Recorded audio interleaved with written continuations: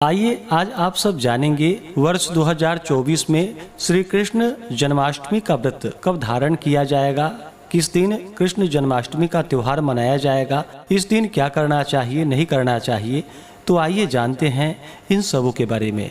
आप सभी भक्तों को श्री कृष्ण जन्माष्टमी की ढेर सारी शुभकामनाएं। आप सभी के जीवन में भगवान श्री कृष्ण की कृपा से आप सभी को सभी प्रकार के सुख और समृद्धि की प्राप्ति हो। भाद्रपद माह के कृष्ण पक्ष की अष्टमी तिथि के दिन श्री कृष्ण जन्माष्टमी का त्योहार मनाया जाता है। इस दिन श्री कृष्ण अवतार के उपलक्ष्य में झांकियां सजाई जाती है।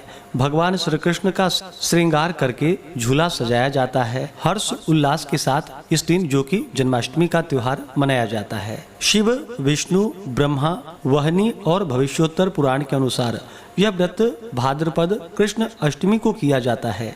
भगवान श्री कृष्ण का जन्म भाद्रपद कृष्ण अष्टमी बुधवार को रोहिणी नक्षत्र में अर्धरात्रि के समय मथुरा के राजा कंस की जेल में वासुदेव जी की पत्नी देवी देवकी के गर्भ से 16 कलाओं से युक्त वृष के चंद्रमा में हुआ था।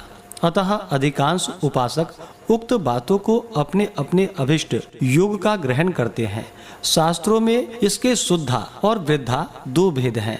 उदय से उदय पर्यंत शुद्धा और तदगत सप्तमी या नौमी से वृद्धा होती है। शुद्धा या वृद्धा भी समा, न्यूना या अधिका के भेद से 3 प्रकार की होती है और इस प्रकार 18 भेद बन जाते हैं। परंतु सिद्धांत स्वरूप में तत्काल व्यापनी जो कि इस व्रत को अर्धरात्रि में रहने वाली तिथि अधिक मान्य होती है। यदि वह 2 दिन हो या दोनों ही दिन न हो तो सप्तमी वृद्धा को सर्वथा त्याग करके नौमी वृद्धा का ग्रहण करना चाहिए। यह व्रत जो कि सर्वमान्य और पापघ्न व्रत जो कि सभी प्रकार के पापों को नष्ट करने वाली है तथा सभी प्रकार के सुख और समृद्धि को प्रदान करने वाली है।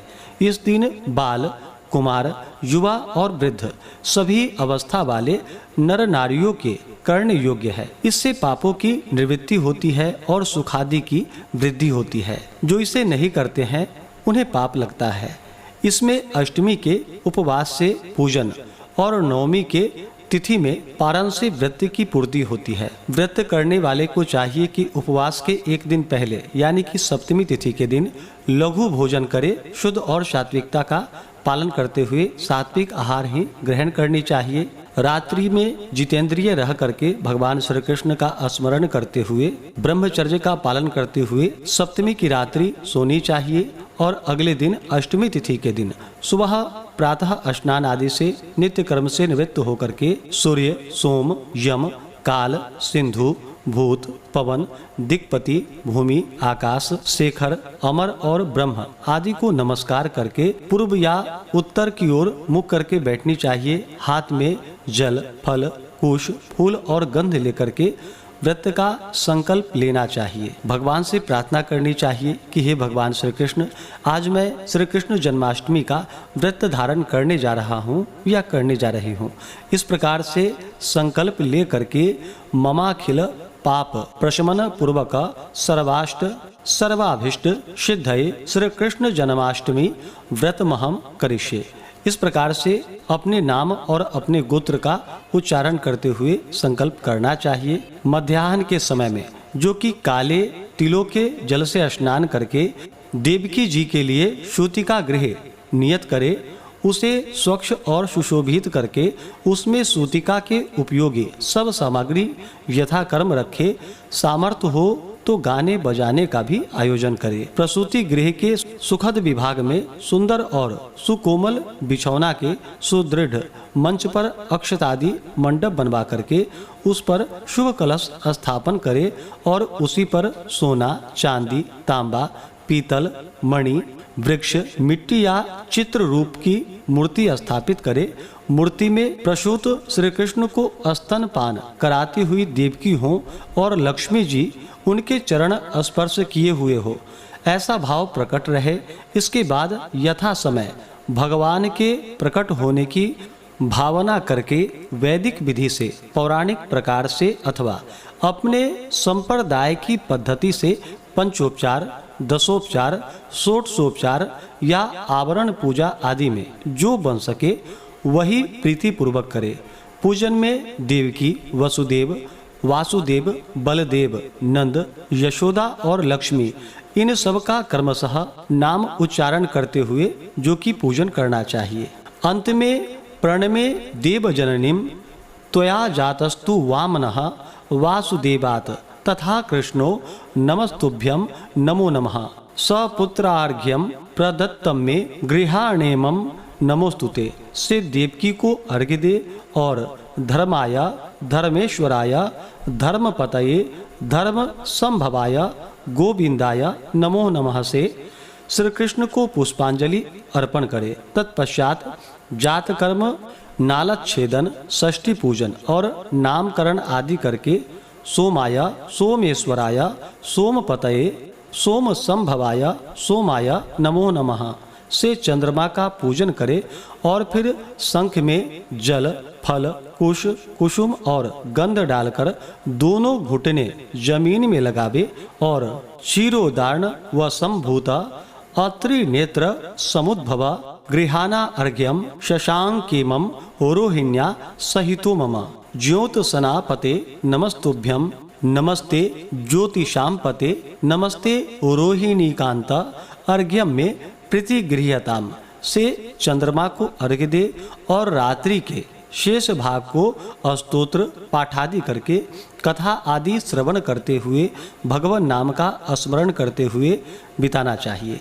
उसके बाद दूसरे दिन यानी कि नवमी तिथि के दिन पूर्वाहन में यानी कि सवेरे पुनः स्नान आदि करके जिस तिथि या जिस नक्षत्रादि योग में व्रत किया हो उसका अंत होने पर व्रत का पारण करना चाहिए।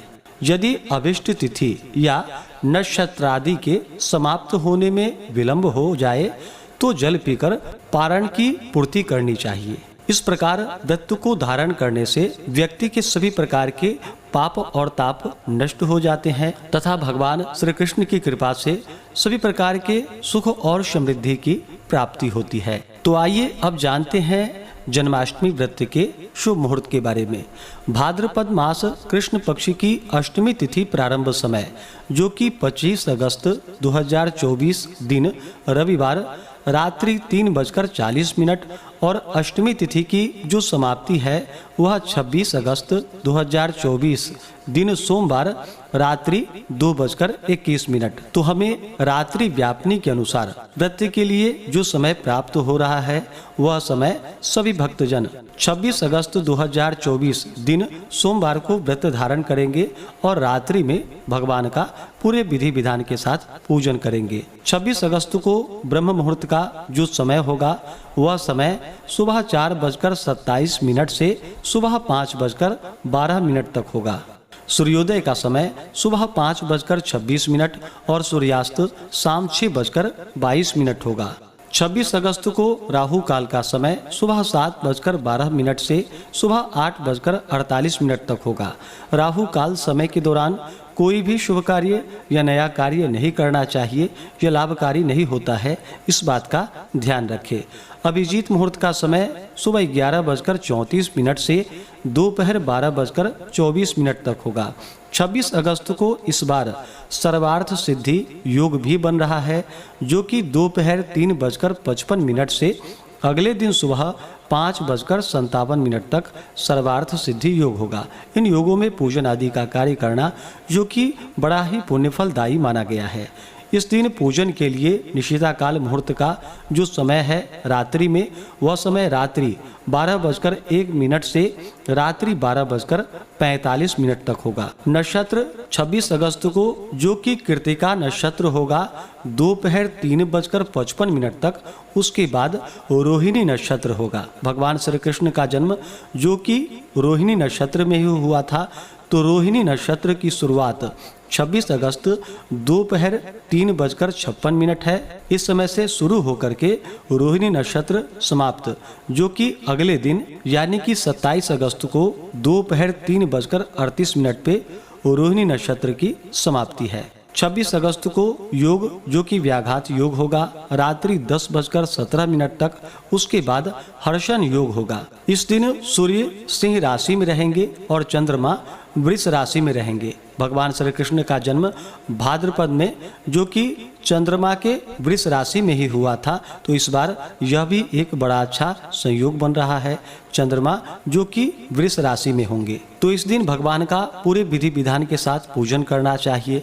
व्रती को व्रत के दौरान शुद्ध और सात्विकता का पालन करना चाहिए, ब्रह्मचर्य का पालन करना चाहिए। व्रत के दौरान किसी के ऊपर क्रोध नहीं करनी चाहिए, अपने मन में किसी के प्रति ईर्षा या द्वेष का भाव नहीं लाना चाहिए। ब्रह्मचर्य का पालन करना चाहिए। तामसिक वस्तुओं का, नशीले पदार्थों का सेवन बिल्कुल भी नहीं करना चाहिए।